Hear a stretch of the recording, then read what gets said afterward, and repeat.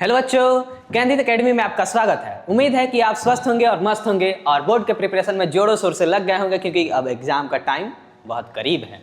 ठीक है, तो आप लोग एग्जाम का तैयारी पूरे जोर से कर रहे होंगे उम्मीद है, और बाकी के वीडियोस भी देख रहे होंगे, आपको पसंद आया होगा। आई थिंक कि वीडियोस आपको बहुत अच्छे लगे होंगे, तो अपने दोस्तों को भी शेयर करिए ताकि वो भी बायोलॉजी में बढ़िया से नंबर आ जाए, उसका पास हो जाए। ठीक है, चलिए, तो ये क्या है भाई, मैनेजमेंट ऑफ नेचुरल रिसोर्सेस। ठीक है, पार्ट 2 है ऑब्जेक्टिव। तो अपने सेशन को बिना किसी देरी के साथ, बिना किसी देर के साथ चलते हैं, स्टार्ट करते हैं। क्वेश्चन नंबर फर्स्ट की तरफ आते हैं। क्वेश्चन नंबर फर्स्ट क्या है, the best way to use conserve water. Best way क्या है अब कंजर्व करने का, वाटर कंजर्व करने का बेस्ट वे क्या है? तो चलिए ऑप्शंस पढ़ते हैं, आपको पता लग जाएगा। यूजिंग डैम ओनली, सिर्फ डैम को आप बना देंगे तो आपका कंजर्व हो जाएगा वाटर? नहीं होगा। क्या? Rain water harvesting, yes, rain water harvesting, rain water को कंजर्व करिए, क्योंकि क्या होगा भाई, उससे ग्राउंड वाटर लेवल भी मेंटेन रहेगा। ठीक है, तो ऑप्शन नंबर बी हमारा सही हो जाएगा। ठीक है, चलिए बिना किसी देरी के सेकंड क्वेश्चन की तरफ बढ़ते हैं। Water shade management help in. Water shade का मतलब क्या कहना है? वाटर को जमाना। मतलब शेड मतलब क्या होता है? छाव देना, वैसे ही रुक जाना, वाटर को रोक देना। वो क्या करता है, क्या हेल्प करता है? पहला तो करता है प्रिवेंटिंग इन फ्लड। हाँ भाई, फ्लड से रोक देता है, सही है, बिल्कुल सही है। और क्या? सॉइल कंजर्वेशन, हाँ, सॉइल इरोजन होने से बचाता है, सॉइल कंजर्वेशन करता है। और क्या? Increase in ground water level. अब increase in ground water level कैसे भाई? तो अगर आप पानी को जमाव देंगे, मतलब ठहराएंगे, तो वो ग्राउंड वाटर में रीच कर जाएगा। सो इंक्रीज करता है ग्राउंड वाटर लेवल को भी, इंक्रीज करता है। सो ये भी सही होगा। ऑप्शन डी क्या है भाई? All of these. हाँ, तो तीनों सही हैं, तो ऑल ऑफ दीज हो जाएगा। ठीक है, चलिए क्वेश्चन नंबर थर्ड की तरफ बढ़ते हैं। Which gas is mainly responsible for acid rain. Acid rain के लिए कौन सा गैस रिस्पॉन्सिबल है? तो sulphur dioxide, sulphur dioxide, sulphur dioxide, ये आप लोग रट लीजिए। देखिए कौन सा है, सल्फर डाइऑक्साइड। एसिड रैन कराने के लिए कौन सा रिस्पॉन्सिबल है? तो सल्फर डाइऑक्साइड। ठीक, बिना किसी देरी के फिर से चलते हैं क्वेश्चन नंबर 4 की तरफ। Over exploitation of resources leads to, मतलब ओवर एक्सप्लोटेशन मतलब ज्यादा यूज कर देंगे, एक्सेसिव यूज ऑफ रिसोर्सेज, तो क्या होगा? क्या होगा भाई? वही होगा जो कि रिसोर्स खत्म हो जाने के बाद होगा। मतलब कि रिसोर्स खत्म हो गया तो नेक्स्ट जनरेशन को रिसोर्स मिलेगा नहीं, तो फिर वो कैसे यूज करेंगे? ठीक है। क्या करता है? Sustainable development. नहीं, सस्टेनेबल डेवलपमेंट कैसे हो गया? सस्टेनेबल डेवलपमेंट का हो गया कि डेवलपमेंट होना चाहिए, लेकिन किस वे में होना चाहिए? एक प्रॉपर वे में, मतलब स्लोली होना चाहिए, ताकि कि फ्यूचर जनरेशन के लिए भी रिसोर्सेस कंजर्व रहे, मतलब बचा रहे। ठीक है, उसका मतलब है सस्टेनेबल डेवलपमेंट। ओके, और क्या है? Environment balance. नहीं, अगर आप रिसोर्स का लीड ज़्यादा यूज कर देंगे तो ये सब तो नहीं होगा। रिसोर्सेज डिप्लेशन हो जाएगा, रिसोर्स डिप्लेट हो जाएगा, रिसोर्स खत्म हो जाएगा, फिर आप नेक्स्ट टाइम यूज नहीं कर सकता। मान लीजिए कोल का यूज कर देंगे, वो तो मिलियंस ऑफ ईयर एगो बनेगा, तो आप कोल का भी यूज कर ले, एक्सेसिव यूज करके खत्म कर दीजिए, तो कल से क्या यूज करेंगे? खत्म हो गया ना, वो तो रिन्यूएबल नहीं है, नॉन रिन्यूएबल है। फिर तो नेक्स्ट जनरेशन फिर बिना कोल के मालूम चलेगा कि गाड़ी भी नहीं चले, क्या चलेगा? ठीक है, बायोडाइवर्सिटी इंक्रीज।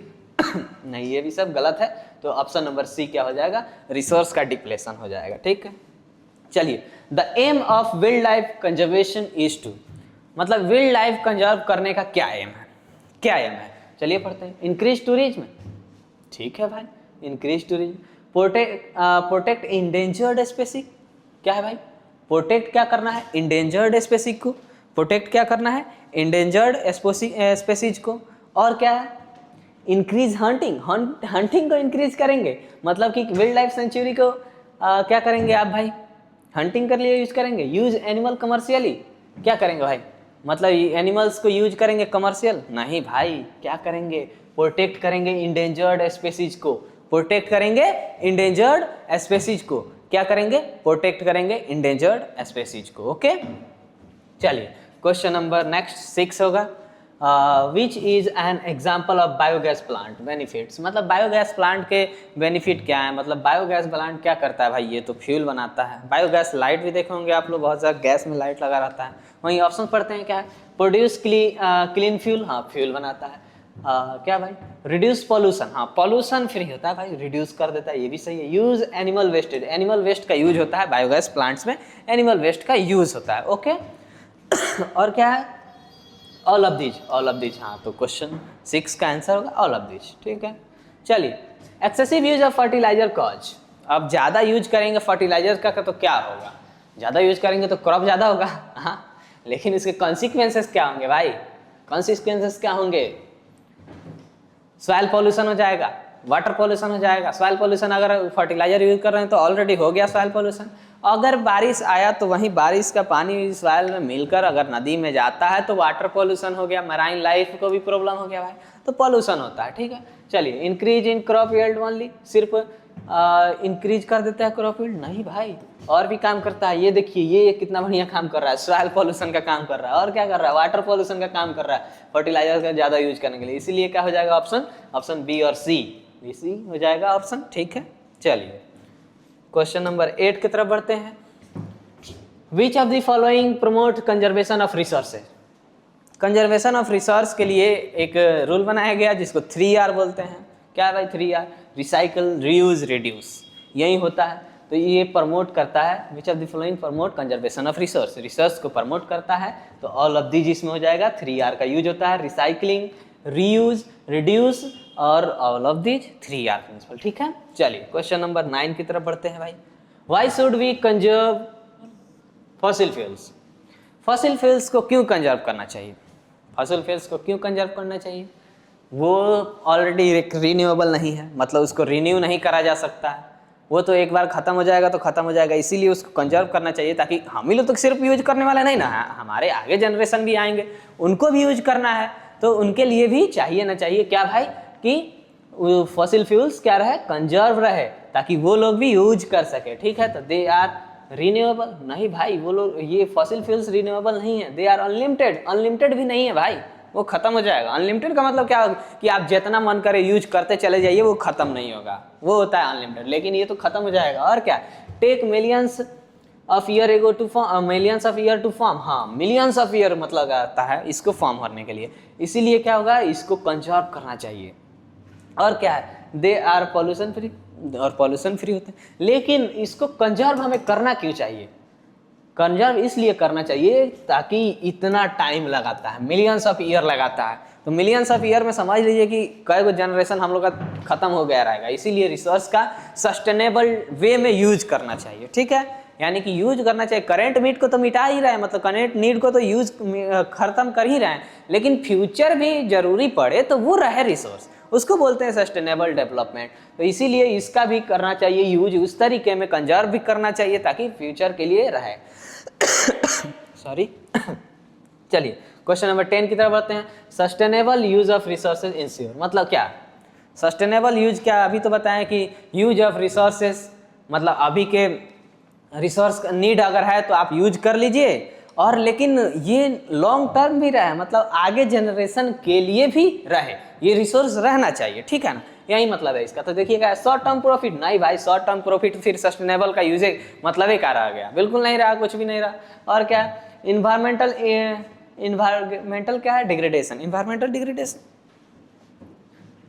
सस्टेनेबल में यूज नहीं कर रहे हैं तो फिर इन्वायरमेंटल डिग्रेडेशन होगा ही। और क्या होगा, long term availability of resources, हाँ, ये है सस्टेनेबल यूज, मतलब आप ऐसा यूज कर रहे हैं कि लॉन्ग टर्म भी रहे वो रिसोर्सेज, ठीक है। और क्या, रैपिड इंडस्ट्रियलाइजेशन, रैपिड मतलब जल्दी इंडस्ट्रियलाइजेशन कर देंगे तो फिर तो आप मान लीजिए इंडस्ट्रियलाइजेशन होगा, कोई वन को ही काट दिए, रिसोर्स को ही खत्म कर दिए, जल्दी जल्दी इंडस्ट्रियलाइजेशन कर रहे हैं, बढ़ रहे हैं, ग्रोथ हो रहा है, लेकिन वो रिसोर्स भी तो खत्म हो रहा है जो कि अनलिमिटेड नहीं है, लिमिटेड है, रिन्यूएबल नहीं है, नॉन रिन्यूएबल है। सो उसको आप सस्टेनेबल वे में यूज कर सकते हैं, ठीक है, सस्टेनेबल वे में यूज कर सकते हैं ताकि फ्यूचर के लिए भी बचा रहे, ठीक है। तो ये हमारा 10 इंपॉर्टेंट क्वेश्चन था, पार्ट 2 ऑब्जेक्टिव किससे भाई, तो मैनेजमेंट ऑफ नेचुरल रिसोर्स से, मैनेजमेंट ऑफ नेचुरल रिसोर्स। तो ये हमारा बायोलॉजी का ऑब्जेक्टिव टाइप का समझिए तो सिलेबस समाप्त हो गया, अब बचा है बस एक शॉर्ट और लॉन्ग इसी चैप्टर का, बाकी सब चैप्टर का तो हो गया, ठीक है। तो उम्मीद है कि आप पिछले वीडियोस जो देखे होंगे समझ में आया होगा, और ये भी वीडियोस आसानी से समझ में आ जाएगा, और इसका लॉन्ग टाइप शॉर्ट टाइप वो भी आएगा। और फिर हम एक ऐसा सेशन लेकर आएंगे जिसमें सारे चैप्टर्स को एक में मर्ज करेंगे, objective, short type, long type, 3 lectures आएंगे, बस वो 3 लेक्चर देखिए और जाकर एग्जाम में फोड़ कराइए एग्जाम को, बस वो लेक्चर आएंगे। सो अभी आप धैर्य रखिए, टाइम है बहुत, आप कर सकते हैं, ठीक है। और फिर नया सेशन जो मार्च में स्टार्ट होगा हमारा, उस समय आप अपने जूनियर को सजेस्ट कर सकते हैं हमारे चैनल के बारे में, क्योंकि यहाँ पे ऑल सब्जेक्ट की पढ़ाई होगी। ठीक है, ऑल सब्जेक्ट्स की पढ़ाई होगी, आपको नोट्स वगैरह, बेहतर टीचर आपको सब प्रोवाइड कराएंगे। ठीक है, और टाइम पे क्या होगा भाई, हमारा सिलेबस भी समाप्त होगा। ठीक है, तो आप लोग अपने जूनियर्स को हमारे चैनल के बारे में बताएंगे। ठीक है, तो बाकी का चलते हैं, नेक्स्ट लेक्चर में मिलेंगे फिर। ठीक है, उम्मीद है कि वीडियो समझ में आई होंगी, तो आप अपने दोस्तों के पास भी शेयर करिए, लाइक करिए, कमेंट करिए और सब्सक्राइब भी करिए। ठीक है, आप हम लोग को फीडबैक देते रहिए कि हमारे चैनल पे कैसे वीडियोस डाले जा रहे हैं, क्या इंप्रूव करने की आवश्यकता है। ठीक है, तो उसमें हम लोग काम करेंगे, इंप्रूव करने की कोशिश करेंगे। ठीक है, ओके, तो चलिए अपने सेशन को एंड करते हैं। आज के लिए बस इतना ही, मिलते हैं फिर नेक्स्ट लेक्चर में।